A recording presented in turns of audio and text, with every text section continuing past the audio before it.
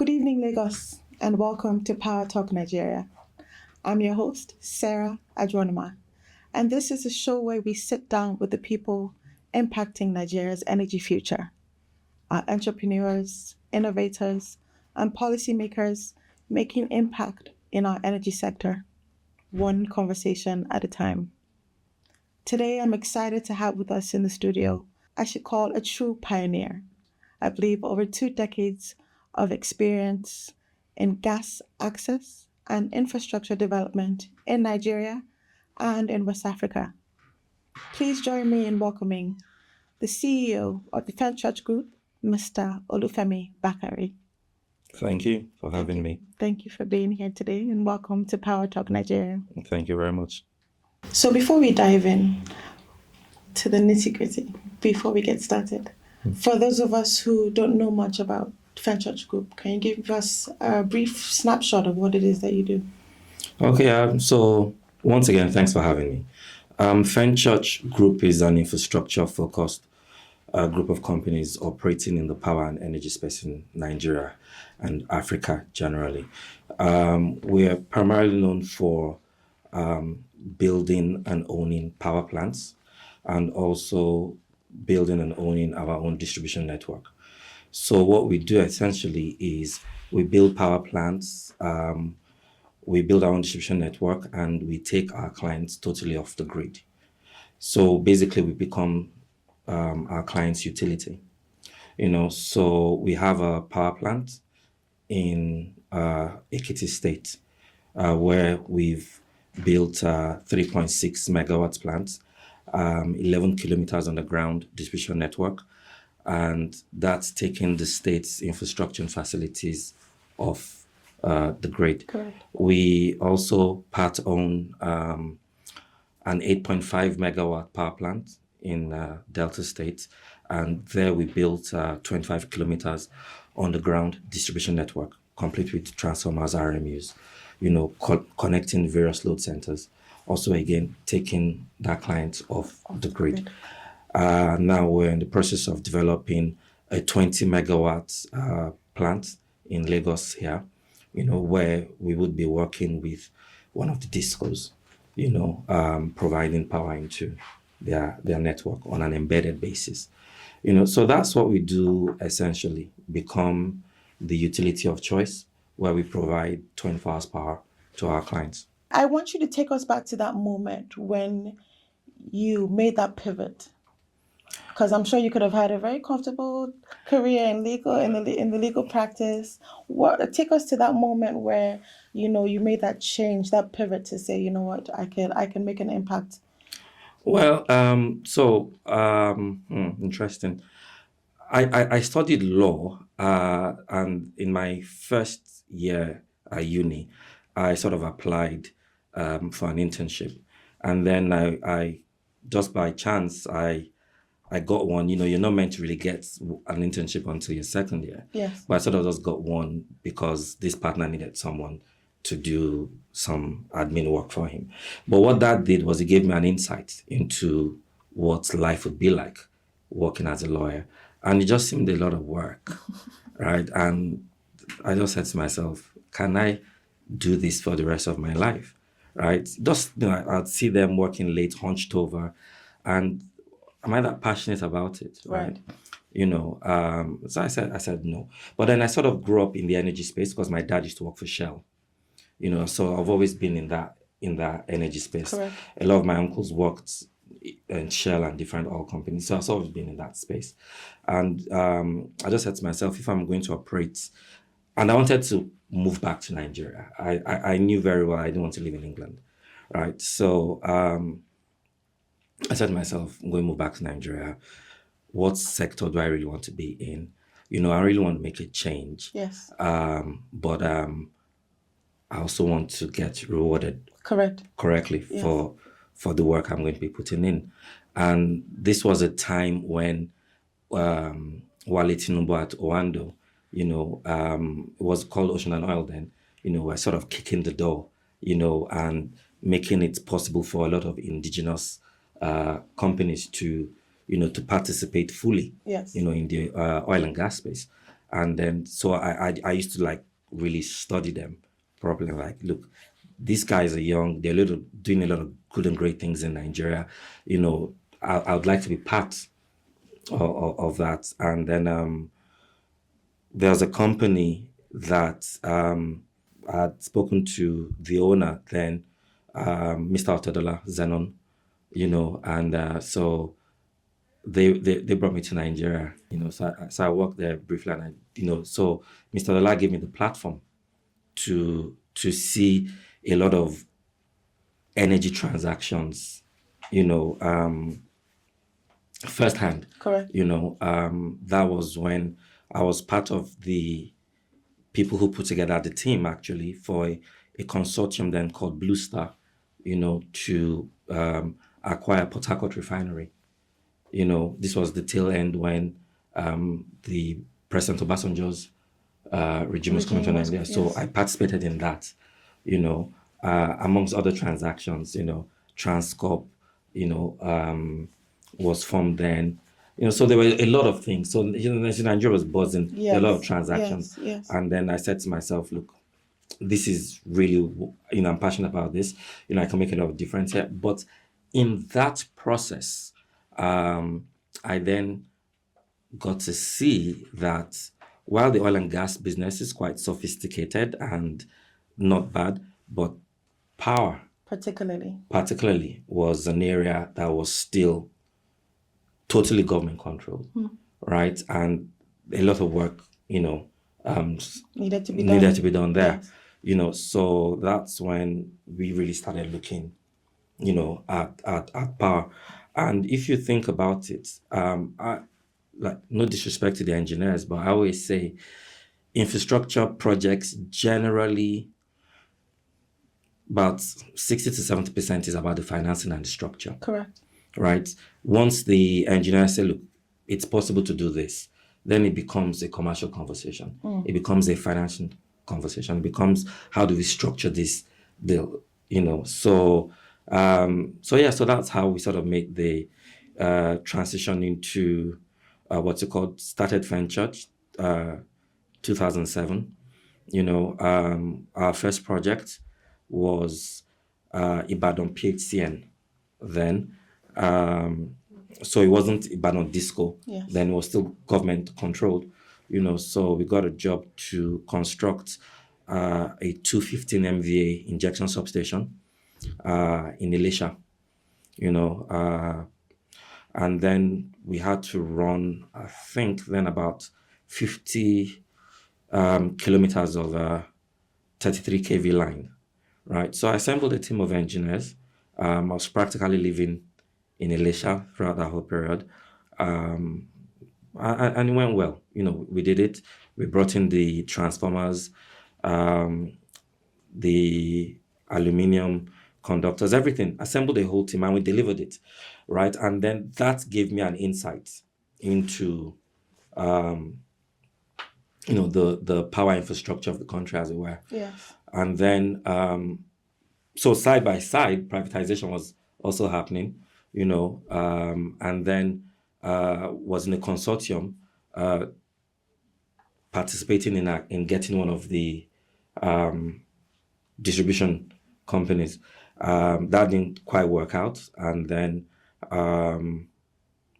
my partner and I then decided that, look, sometimes you don't need to reinvent the wheel. You just need to look at what other people have done and say, look, how do we do it better? How do we fine tune it? And then again, Owando had sort of, Owando actually, a Negris, a company called Negris had sort of pushed this IPP thing. Correct. And a couple of them being done in Lagos. So we sort of pitched it to the Delta State government, and said, look, we can do this. We'll build the lines, on the ground network, connect all the various load centers, and totally take care of the grid. We'll drive this using compressed natural gas. And it took a long time, took, blood, sweat, and tears. I can imagine so. But we did it, and successfully, implemented that project. Fantastic. And then we moved on to the next project, which is the one for Ekiti State government. So yeah. I think it's fascinating. You've mentioned the Elisha, Delta, Ekiti. Let's talk about, let's address a common elephant in the room. Typically, I mean, Nigeria's power crisis, and if I can say that in bold letters. Where we have over 200 million people, we're Africa's biggest economy. Should I knock on the It is, and rising, It is, actually. and rising, Yes. and rising. But yet, that power crisis consistently sticks its head out, remains elusive is the word. In what way, does Fenchurch Group see that they are positioned to help address this concern? Okay. It's like anything else, really, in life. If the required investment doesn't go into a certain sector, that sector would suffer. Right now, in the last, I'd say in the last, let's say in the last maybe 15 years, 20 years, look, a lot has been said about the power sector. Correct. But let's look at, I always say, what about the previous 20 years, the previous 30 years? How much investment went into that sector, right? So there's a lot of catch-up that has been done. And industry is not standing still, right? So it's like chasing a moving target, right? However, we have come to, as a country, the realization that something needs to be done. So if you look at it, when did the government remove or start to remove their hands from the power sector? Very recently. It's very recently, right? Take, for example, NITEL, right? The telcos, Telephone.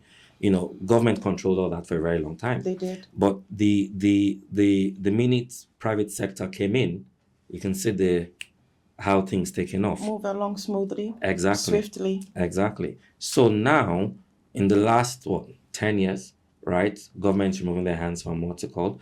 But electricity is that thing that is still heavily regulated, right? So you don't have private capital coming into something, and how much that product, that commodity has to be sold is capped, right? So there's a misalignment there.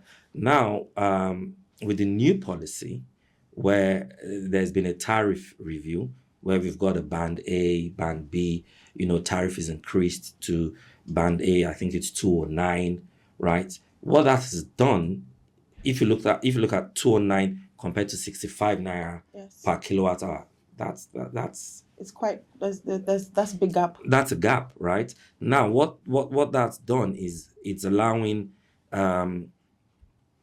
private capital say, okay, come, look, we can go into this sector and we can make some returns, right? And that's when you get private money coming into it, right? And it takes off from there.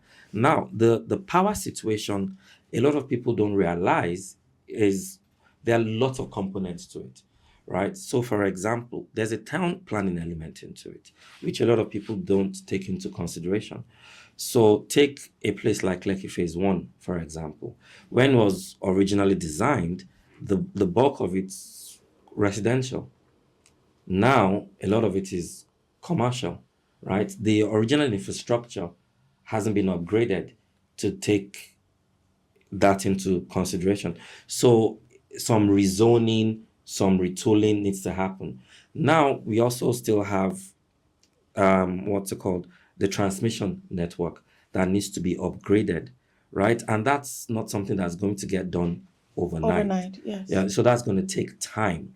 So which is why decentralized power generation and distribution is now something that everyone's looking into, right? Which is where a company like Fenchurch is coming in, where we generate locally and distribute. Originally when we started, the discos looked at companies like ours like we were the enemy, right? Because then we're coming in to provide power to the clients that can pay, right? And the clients that can afford us are certainly the clients the discos don't want to let go, Of course. right? So, but then we'd say to the discos, look, I have the power to give. You don't have the power to what's it called, right? If you don't let me give the power, then guess who benefits? The diesel seller, right? And that's Not where we're trying to go. exactly that's where we're Yes. trying to go. So, but now we're seeing a situation where we're having real conversations with the discos about embedding, Yes. right? So the 20 megawatts project I'm doing now in Lagos is in collaboration with a disco to embed 20 megawatts and build a distribution line, right? And what we're trying to also do is bring our tariff, right, A little lower. low to the level where even the disco can put their margin, right? And it's a win-win for everyone. Everyone goes home happy. Exactly. That's fantastic. So a lot of projects like this are happening. Fenchurch is not the only one. There's a company called Utilita. There's a company called Electron. So there are lots of companies in this space doing what we're doing, right? And I think we're the ones pushing that narrative now Fantastic. in the market. And then I'm sure you saw end of last year, Eco Disco has new owners. Yes. A company called Transgrid, Yeah. right? In that consortium, you've got Axela in there. They are gas suppliers. So it's changing.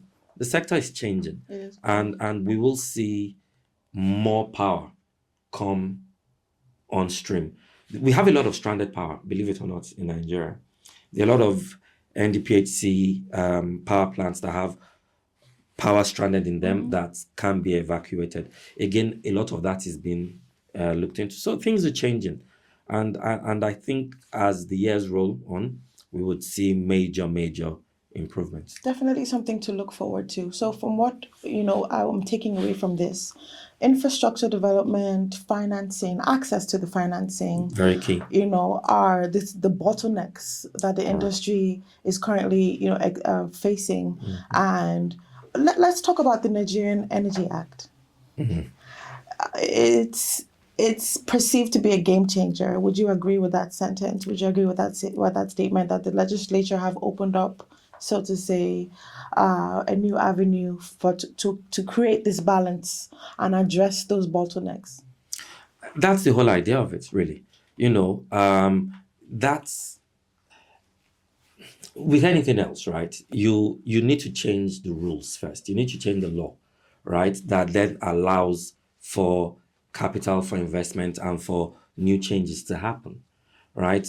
For example, if we didn't see the tariff increase, right? If we didn't see the law amending, allowing, for example, states to generate Their own their own power, right?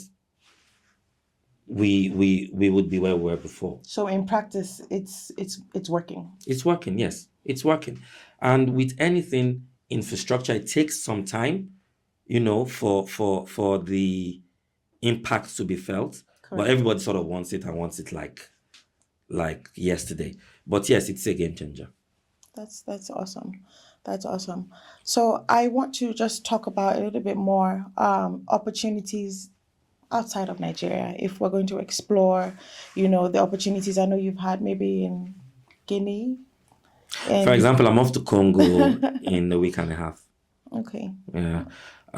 What would you say is driving this Pan-African expansion, and what are other African countries doing differently that Nigeria has not yet gotten to? Truth be told is we don't give ourselves enough credit. We don't give ourselves enough credit. Nigeria is doing a lot, right? Is it slow to come to fruition? Is it slow?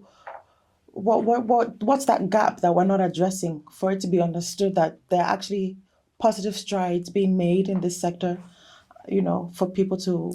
Personally, I've just always felt that I might be entirely wrong, but my view is the agency that is letting us down the most as a country and as a people, I think maybe is the National Orientation Agency.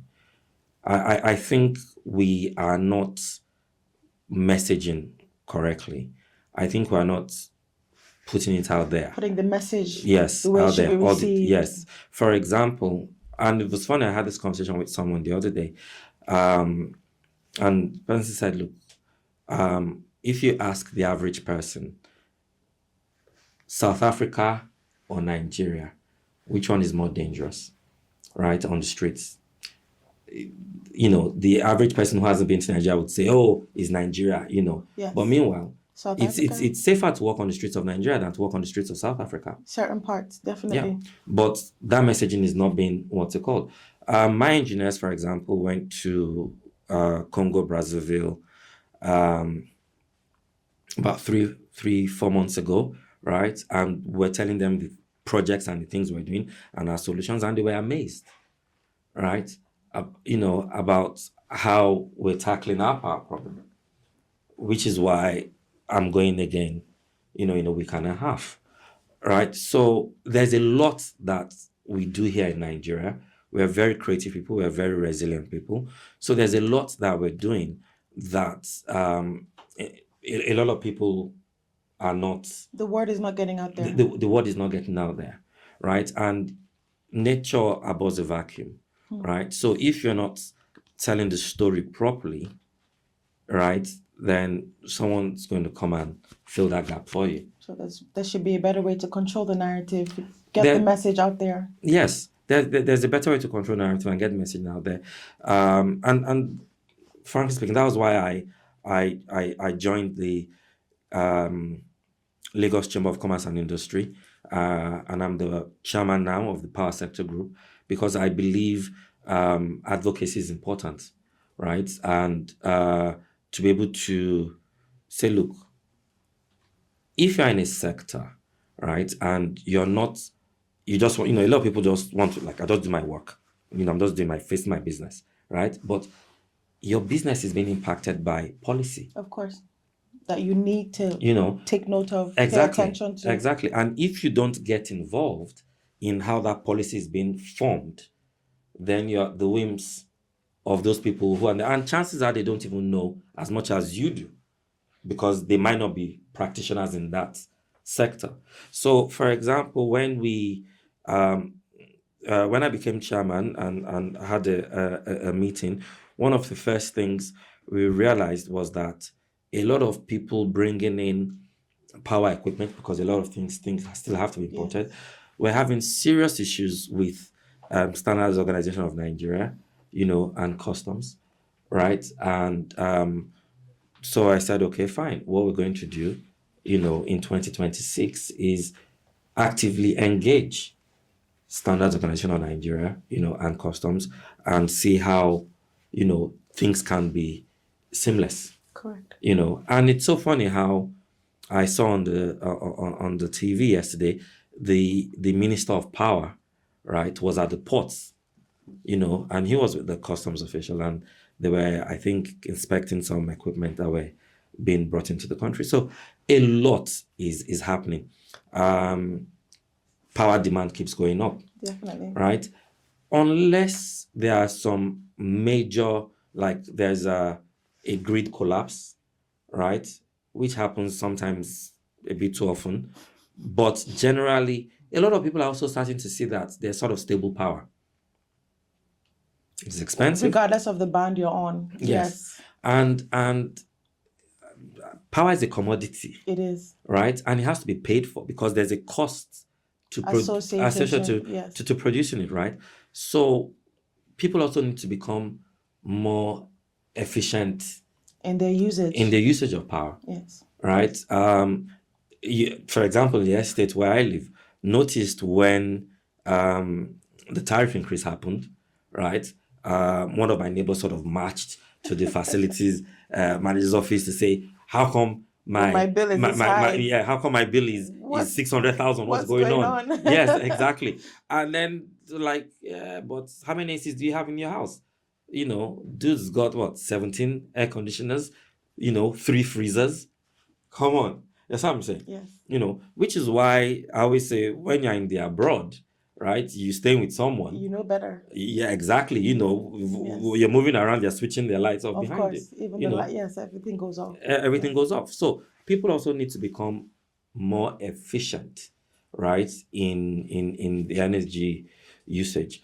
Metering is also something, because no one wants to be billed, right? This estimated billing thing. I personally feel it's a ripoff. So and you'd feel that way when you don't have any oversight into how that figure was arrived at, Of course. right? But where the billing is transparent, where you've seen, okay, this is what you've used, right, and this is how the figure was arrived at, right, then you're more comfortable to pay. In my experience, people are more willing to pay when the process is transparent And they understand it. and they They've been understand part of it. exactly. They've been carried along. They've been carried They along. understand that, okay, it's going to be my decision to leave my air conditioner on for 24 hours. Correct. I will be seeing the impact of that on my bill at the end of the month. Exactly. It's transparent. Yes. Right. So and there are meters out there now that do wonders. There's a company called Shift, I think. They're called Shift, where you can see your real-time consumption on your phone. They have like an app, you can see your real-time consumption on your phone, so if you switch this off, you switch that off, the dial moves, things like that. So yes. But people generally need to be more Conscious. and, Yes. and efficient in their energy use. You've said some things that I like. Advocacy, I think would also help in going, just taking us that extra mile so people understand better exactly how, for instance, they're being metered, how, the calculations behind the bill that you see at the end of the month. Yeah, exactly. And just making more conscious decisions. Yeah. Would you say, there's the narrative that Nigeria is just majorly a consuming nation, not a producing nation. Do you see us maybe in the near future, 5, maybe 7 years, turning that corner when it comes to infrastructure, having to bring equipment in? Do you see us turning the corner at any point? Most definitely. I always like to say that those of us in the power space, we see everything, right? We see everything, especially from the perspective of someone's trying to set up a hospital. They're coming to talk to the power guy. Of course. Right?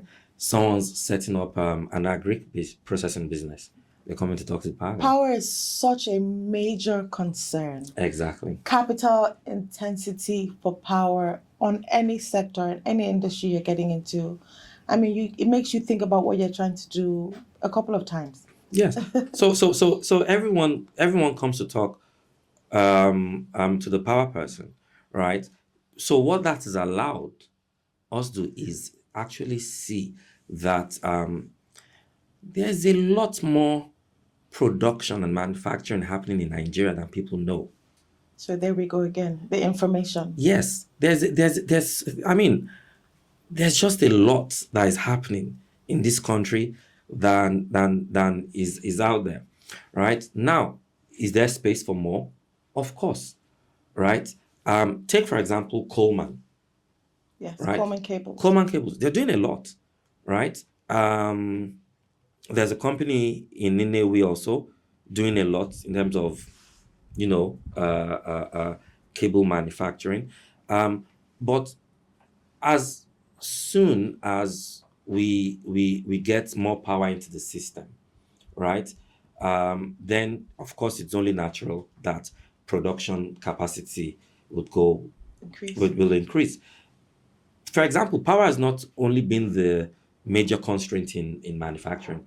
Forex stability, Volatility of as well. yes. So that's sort of been stable for a while now. You can predict. So that's helped, right? There's a lot of also skilled labor out there, right? Would you say that's a major concern? I know in other aspects of the power energy sector, there's a genuine concern that when the senior citizens, if I could say, are ready to, bow out, we don't have as many younger people, younger generation, younger individuals to take on from where they're going to be leaving off. Would you say in power generation, that's a concern? No, so take for example in the power space, and I've had the privilege of sitting down and speaking to some people who've been in this sector a very long time. Like a friend of mine, her dad, a friend of mine, Catherine, her dad. I remember him telling me about how at Independence he was in 1960. Yes, he was at the power station at Ijora, right? That power station in Ijora. Yes. Yeah, that was fully functional. He was there, and he was telling me about all the plans that Nigeria had, in the power space, and how they were trained then, locally and internationally, right? And when we got into power in 2007, I tell you, we've seen a lot of skilled technicians, right? Like people who are keeping equipment running, equipment that were bought in the 70s. Still running. Still running. I had an expert from a company called, what's this company called? Damn, I can't remember the name now. Big transformer, is it Trump or Triumph or something? Transformer manufacturers. He was taking pictures as we're moving around because he couldn't believe that it was still up and running. This equipment was still up and running, right? And that's to the skill, right, of the. So the knowledge transfer. Yes. From that era, from that section, from that should I say from that time. Yes. Till you would say that there's a good transition strategy to make sure that knowledge transfer continues to happen down the line. Well, when it was government, right? And so government civil service, right? They're, it's almost like a job for life. So you're there, right? So you've got people in the system. You're serving. Yes, who've been there 10 years, 20 years, right?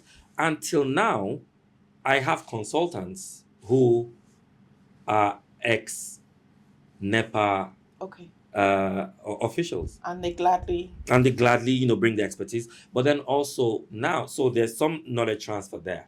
But again, with technology, some of the equipment we're buying now, yes, exactly. Are new, and so younger people are getting trained on this new equipment. So yes, I'd say there's knowledge transfer. Okay, so I'm getting a cue that we're running out of time. But one very important question I think I should ask before we wrap this up today, and I think it will be really important for our audience.